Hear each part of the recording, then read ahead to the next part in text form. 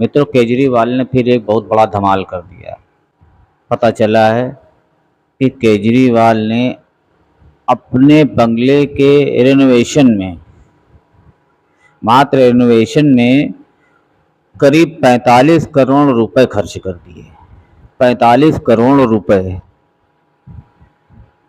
शायद इतनी बड़ी रकम से एक कोई फैक्ट्री या अस्पताल या कॉलेज काफ़ी अच्छे स्तर का, जिसमें सारी आधुनिक सुविधाएं उपलब्ध हों, इस प्रकार का बनाया जा सकता है। मित्रों, कभी आपने लाखों रुपए के पर्दों की कल्पना करी है? लाखों रुपए के पर्दे, मतलब अभी तक हम लोग यही सैकड़ों रुपए या हजारों रुपए के पर्दे के बारे में सुनते आए थे या जानते थे, लेकिन लाखों रुपए, 8-8 लाख, 7-7 लाख का एक एक पर्दा।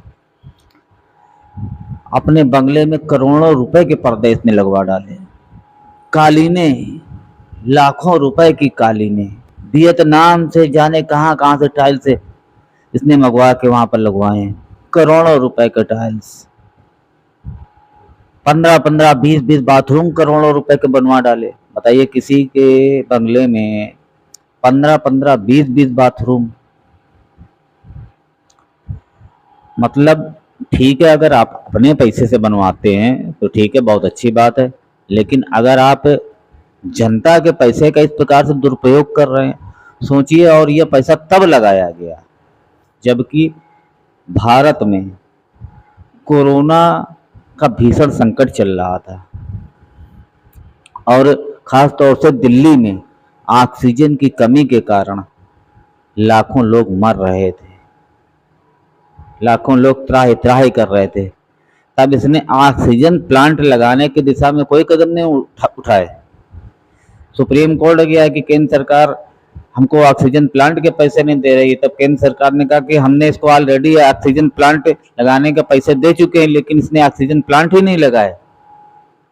और ये अपने बंगले में करोड़ों रुपए का डेकोरेशन करवा रहा था, करोड़ों रुपए के पर्दे डलवा रहा था, करोड़ों रुपए के कालीनें बिछवा रहा था, और ये भ्रष्टाचार खत्म करने आए थे। अच्छा ठीक है, आपने करोड़ों रुपए के अपने बंगले में साजो सामान लगवाए अपने ऐशो आराम के लिए। करोड़ों रुपए का स्विमिंग पूल तो बनवाया ही था, उसमें दिन भर नहाता रहता है। करोड़ों रुपए का स्विमिंग पूल बनवाने की बताइए क्या हो सकता है जनता के पैसे की। और जब ये राजनीति में नहीं आया था तब उसके पहले ये लोगों के बंगलों की कुर्सियां गिनता था, एसी गिनता था कि देखो इनमें कितना खर्चा हो रहा है। कुर्सी 100 रुपए की आ सकती है, ये 1000 रुपए की क्यों कैसे कुर्सी आई। तब ये जनता को इसको बताना चाहिए कि नहीं बताना चाहिए कि लाखों रुपए के जो पर्दे सैकड़ों रुपए के आ सकते हैं, हजारों रुपए के आ सकते हैं, 1000-2000 के आ सकते हैं, वो लाखों रुपए के पर्दे कैसे हो गए? कैसे पर्दे हैं भाई वो जो लाखों रुपए के, 7-7, 8-8 लाख का एक एक पर्दा। अच्छा, दिल्ली का एक लॉ है जो दिल्ली में लागू है कि अगर 10 करोड़ से ऊपर का कोई एक्सपेंस होता है, 10 करोड़ से ऊपर के जो भी एक्सपेंसेस होते हैं, तो उसको एलजी से पास कराना पड़ेगा। उसकी फाइल एलजी के पास जाएगी बिना कोई खुला टेंडर जारी करे। 45 करोड़ रुपए अपनी मनमर्जी से इसने खर्चा कर दिया। अगर आवास के रेनोवेशन करने की जरूरत थी, सजाने की जरूरत थी, तो आप टेंडर निकालते, लेकिन नहीं, इसने ऐसा नहीं किया। तो सुनने में तो यह भी आ रहा है कि इसमें भी करोड़ों रुपए का घोटाला हुआ है। क्योंकि आपने सारी चीजें अभी तक छिपाई क्यों? और अभी भी ये खबर बाहर आने के बाद भी आप बंगले का ताला खोलकर सबको दिखाने को तैयार नहीं है। आपकी तरफ से इसकी कोई सफाई नहीं आ रही है। आखिरकार आपने जो 45 करोड़ रुपए खर्च किए, उससे आपने क्या क्या खरीदा, किससे खरीदा, वो माल एक्चुअल में कितने का है, ये सब चीजें जनता को मालूम होनी चाहिए कि नहीं मालूम होनी चाहिए। क्योंकि पैसा तो आखिरकार वो जनता का ही है और किसी बहुत जरूरी काम में तो लगा नहीं है। अब पर्दे अगर मान लीजिए 8 लाख की जगह 10,000 का लग जाएगा, या कालीन 50 लाख की जगह 5,000 का हो जाएगा, तो उससे क्या फर्क पड़ जाएगा? तो ये बात आपको बतानी चाहिए कि जनता के बीच में आकर कि हमने लाखों रुपए के पर्दे क्यों डलवाए, करोड़ों रुपए के, सॉरी, 7-8 लाख का तो एक पर्दा है, 15-20 पर्दे लगे हुए हैं जो करोड़ों रुपए की, जिनकी कीमत आंकी गई है, आंकी क्या गई है, जितने मतलब इन्होंने खरीदे हैं। तो वो उस पर्दे की क्या हो सकता है, उस पर्दे का क्या उपयोग है, ये बताना पड़ेगा ना आपको, जनता को, क्योंकि आपने अपने बंगले में लगवाए हैं करोड़ों रुपए का स्विमिंग पूल। आप उसमें कौन सा उसका आपका इतना नहाने का बहुत बेहतरीन शौक है जो करोड़ों रुपए का स्विमिंग पूल आपने अपने लिए बनवाया है, और लाखों रुपए के पर्दे में उसमें खासियत क्या है? सबसे बड़ी बात यह कि उसमें खासियत कौन कौन सी है कि वो जनता को आपको बताना चाहिए, ताकि और लोग भी ऐसे पर्दे लगवाने के प्रति आगे बढ़ें और उस कंपनी को भी बेनिफिट हो। भाई बहुत लोग पर्दे खरीदेंगे उसकी गुणवत्ता को जानकर, उसकी उपयोगिता को जानकर, तो उस कंपनी को भी फायदा होगा और लोगों को भी ऐसे अनोखी चीज के बारे में जानकारी हो जाएगी। अन्ना के साथ बैठा एक दुबला पतला मरियल सा आदमी जो कहता था कि शीला दीक्षित के घर में 10 एसी लगे हैं, बाथरूम में एसी लगा है, उसका पैसा कहाँ से आ रहा है? जनता का पैसा है। 2-4 कमरों से ज़्यादा किसी का आवास नहीं होना चाहिए, जितनी ज़रूरत हो। मैं तो सिर्फ 2-3 कमरों का आवास लूँगा, इतने शपथ लेते हुए कहा था। अब आप खुद सोचिए कि जब दिल्ली की जनता ऑक्सीजन के अभाव में त्राही त्राही कर रही थी, हजारों लाखों लोग मर रहे थे, बहुत ज़्यादा प्रतिशत था दिल्ली में लोगों के मरने का, दिल्ली से लोगों को पलायन करने का, तब ये व्यक्ति अपने घर में करोड़ों रुपए की सजावट करवा रहा था। इस व्यक्ति की मानसिकता देखिए, एक बुरे से बुरे व्यक्ति के मन में दया का भाव होता है कि जनता मर रही है, तो क्या हमको ऐसे समय में लाखों रुपए के पर्दे लगवाने चाहिए अपने घर में? क्या हमको अपने घर में करोड़ों रुपए के कालीन बिछवाने चाहिए?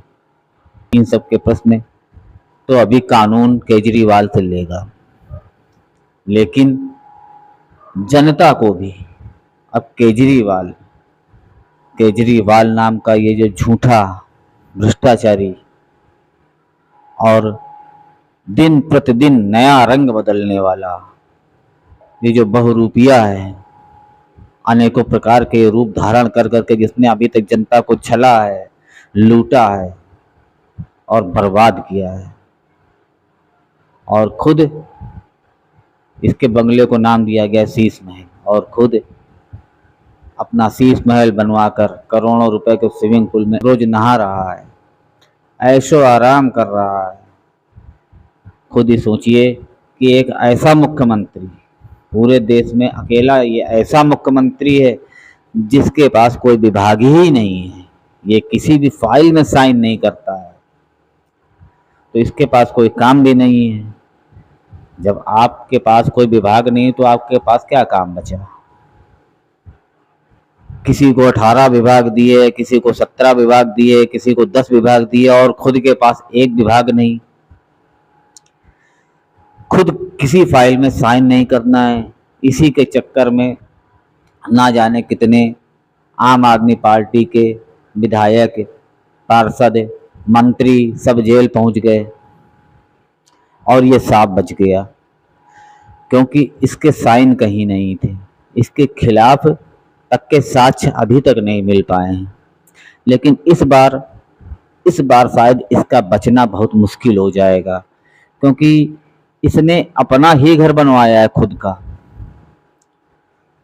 और इसके लिए किसी दूसरे को जिम्मेदारी नहीं ठहरा सकता।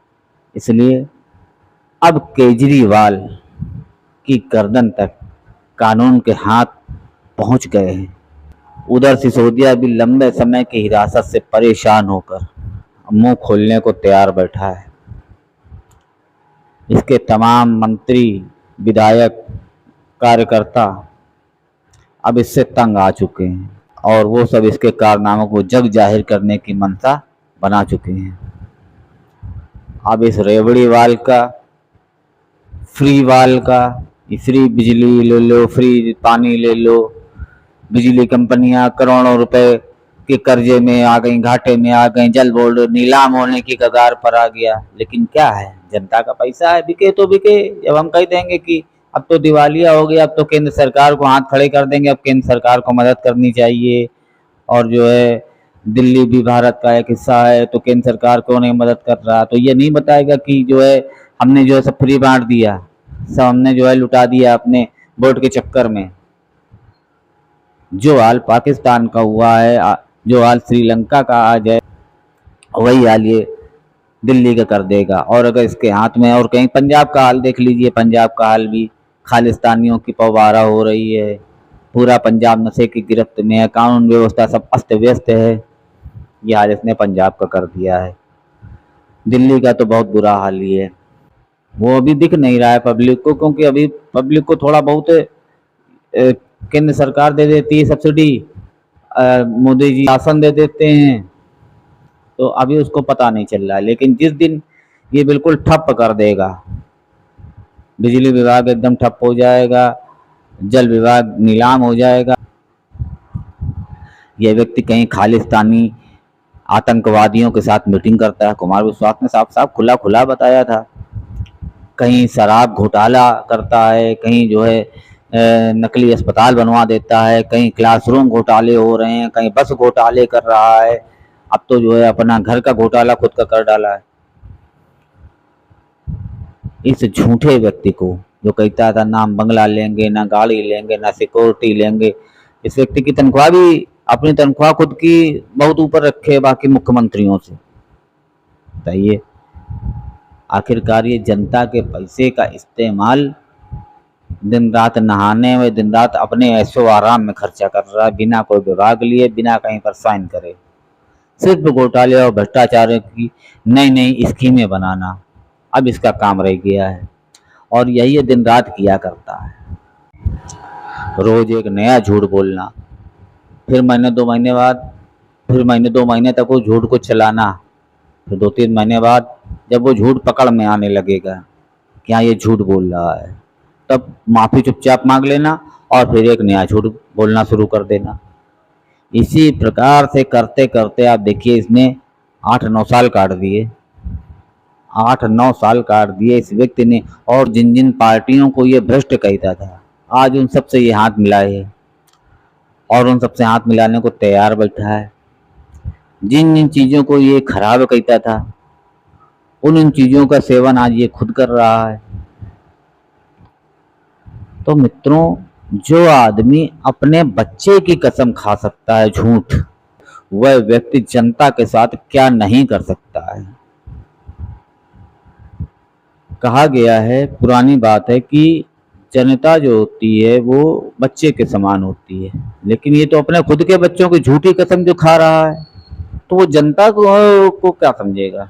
अब मित्रों, ये देखना है बस सिर्फ कि केजरीवाल फंस तो चुका ही है, अब वो कितने दिन तक, अब वो और कितने दिनों तक जनता को बरगला पाता है, जनता से झूठ बोल पाता है, तरह तरह के पैतरे अपना पाता है, तरह तरह के कितने रंग बदल पाता है, और कितने दिनों तक वो कानून के पंजे से बच पाता है। अब सिर्फ ये देखना है, अब क्योंकि काउंटडाउन शुरू हो चुका है, अभी देखना है कि केजरीवाल कितने लंबे समय तक कानून को और जनता को झांसा दे पाता है। मित्रों, फिर मिलते हैं एक नए वीडियो के साथ। अगर आपने हमारे चैनल को सब्सक्राइब न किया हो तो कृपया सब्सक्राइब कर लें और वीडियो को लाइक कर दें।